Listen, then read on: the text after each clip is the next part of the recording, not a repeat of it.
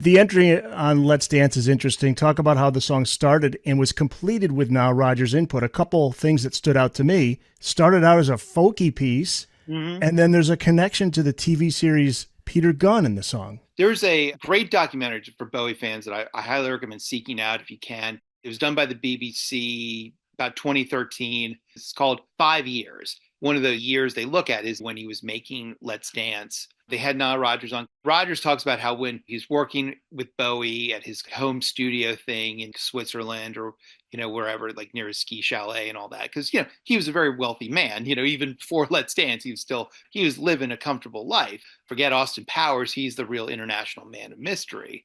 So Rodgers talked in this documentary about Bowie presented the song to him. And again, this very folky piece, the same lyrics, the lyrics from that song, but again, presented in a very folky manner, just he's strumming it on the guitar.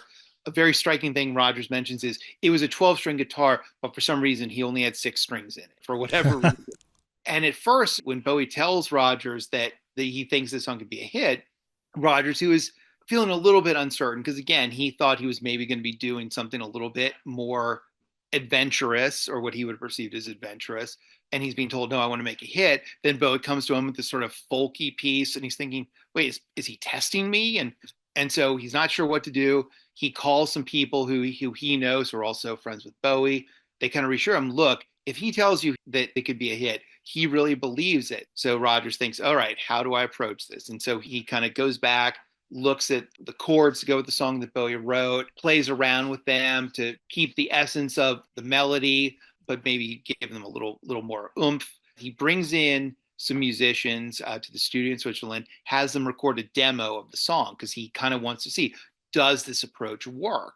Can it really work? So he brings in these people, but the kicker is for Bowie, he says, no, David, sing the lyrics the way you did when you played on that guitar for me. Because Rodgers' rationale kind of breaks down as, look, he thought they were going to be a hit that way. Let's kind of keep that and see where it's going. And Rodgers, he recounts in the liner notes to a collection of albums and other records from that time.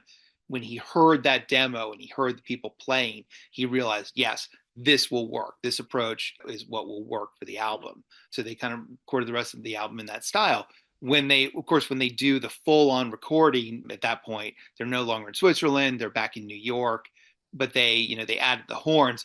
The horn part, Rodgers kind of admits they sort of nicked some aspects of that from the theme to the TV show Peter Gunn. And it was one of those things where Rodgers and Bowie had that kind of background and loved those classic TV show themes, a lot of them with that more jazz aspect to them. There's a great interview out there with Rodgers where he talks about how he was a little bit nervous about kind of appropriating something like that so openly. But he said Bowie told him it was okay. It was postmodernistic in reinterpretation.